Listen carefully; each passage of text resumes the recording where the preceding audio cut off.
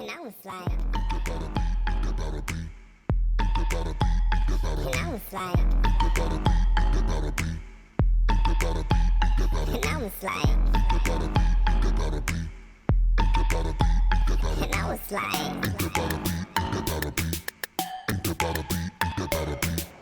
Life's a trip, so I decided to compile a list of everything that make me say, ain't that a bitch? You know what I mean? A treat?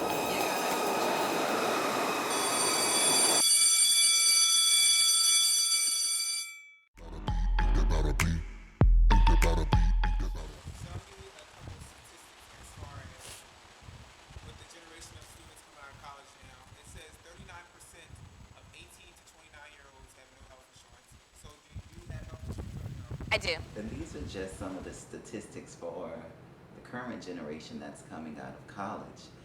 39% of 18 to 29-year-olds have no health insurance. Oh, wow. Do you have health insurance? No, I do not. Wow, so that's interesting. Mm-hmm. And that had nothing to do at all with any of the debt. So No, it didn't. Yeah. that speaks volumes in the nature of our economy. Oh, absolutely. And things that The are going on. 39% of 18 to 29-year-olds have no health insurance. Do you have health insurance? I don't have any health insurance. I'm a part of that percentage. It's because you can't afford it due to your student loans affecting, and then the cost of your living and like your basic necessities. It's a variety of things. One, if I had a job that offered me benefits, that would be great. But of course, I don't have a job. And even if I did have the money to, I probably couldn't afford it with the debt that I have. It would just be one more expense. It's honestly how I look at it. And I know that my health should be important to me, and it is, which is why I try to eat healthy and do all those great things. But you can't afford it. That's just one more bill.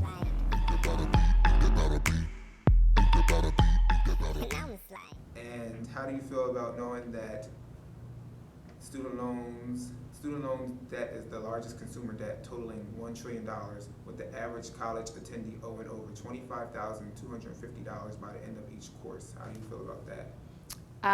I feel that is very, it's an unfortunate situation because in America, we tend to push for higher education. But as we push for higher education, we really don't give a lot of our matriculating students an opportunity to be successful at the end of their college career as a result of the student debt. How do you feel knowing that the largest consumer debt totals $1 trillion, and that's with the average college attendee owing over $25,250 by the end of a course? That's sickening.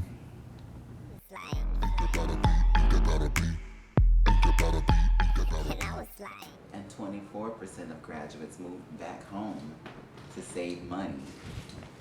Did you have to move back home at any point? I did. Once I graduated, the person I was supposed to be moving in with backed out, and I didn't have plans. Like, I didn't have a plan B. So I had to move back at home, and I was home for 4 or 5 months before I moved to Philly for the first time in 2007. Currently, I have right now 2 friends of mine, 20 and 27, that are moving back home and with their parents. They're both graduates who are both moving back home into their parents' house because they can't afford to live in the city any longer and they want to save money. So it hurts, and it doesn't matter whether you have student loans or not. Everybody's being affected by it.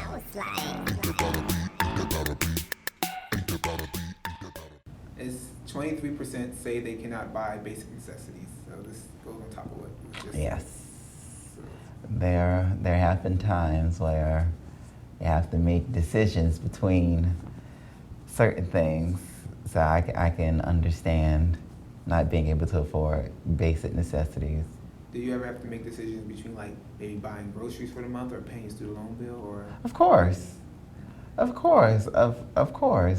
most definitely. Or putting gas in the car, or a whole lot of things. And it's not a good position to be in because you should not have to choose.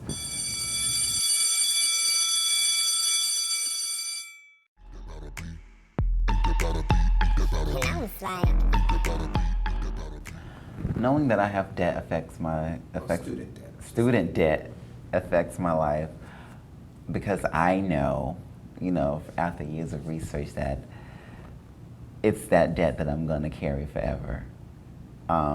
So regardless of what I want to do, that's always hanging over my head. And, I do understand that they could garnish my wages and do all of those things to get their payment. So it's always at the forefront of when I'm making plans about anything else that I want to do. It's like, I have to pay this.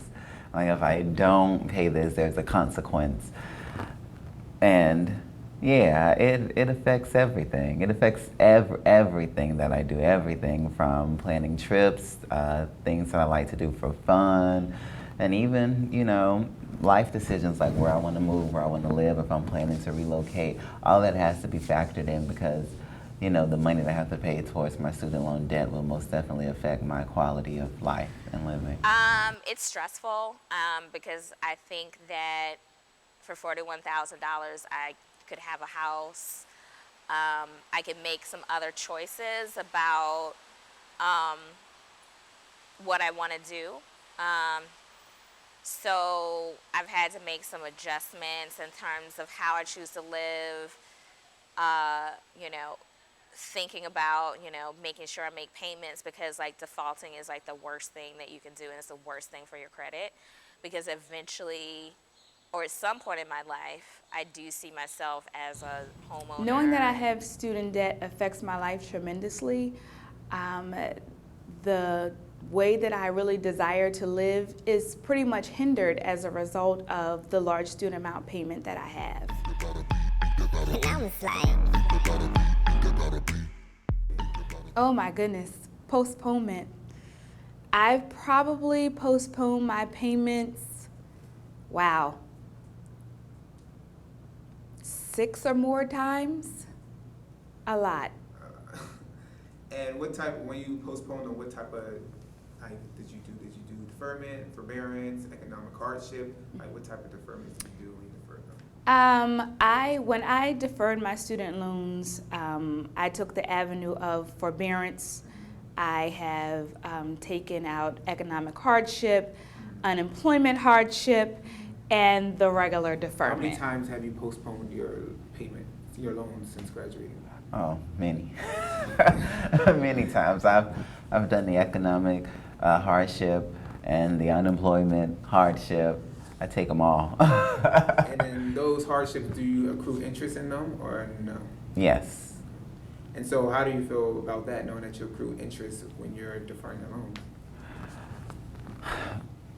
It doesn't make me feel happy, but I understand that I'd rather it accrue interest or whatever rather than me defaulting and having my wages garnished or, my tax refund taken away from me.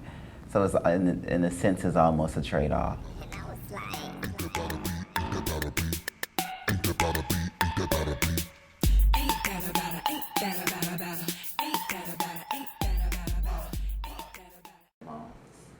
I'm going to go back and say that it's a double-edged sword. I don't think I'm better off.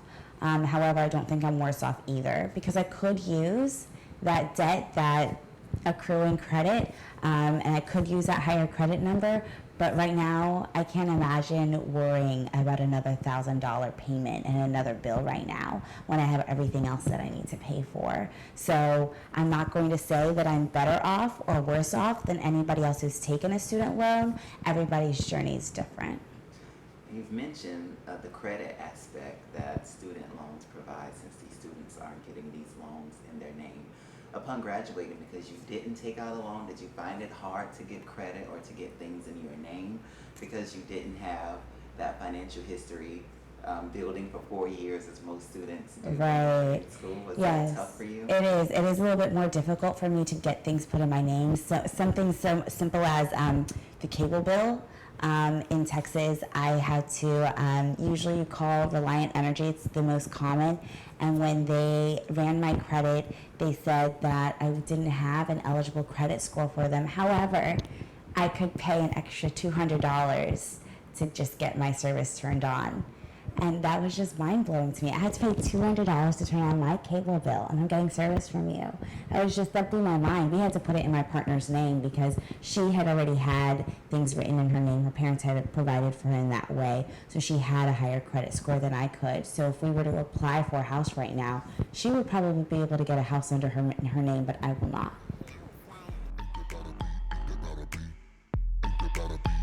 And I was like,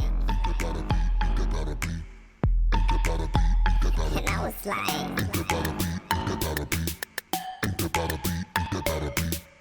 Life's a trip, so I decided to compile a list of everything that make me say, ain't that a bitch? In order to get a treat, you gotta do a trick that usually leaves you with just being a trick. Now that's the type of bras I got a real problem with. Wanna ride by my side like they in my clique, but in my world, you don't exist in it. You need to hydrate yourself, you're too thirsty, chick. Next subject, do the jerk, cause you a reject. Run through all the dudes in town till there's nothing left. Like an and one play, you say who got next. Must be a long line waiting.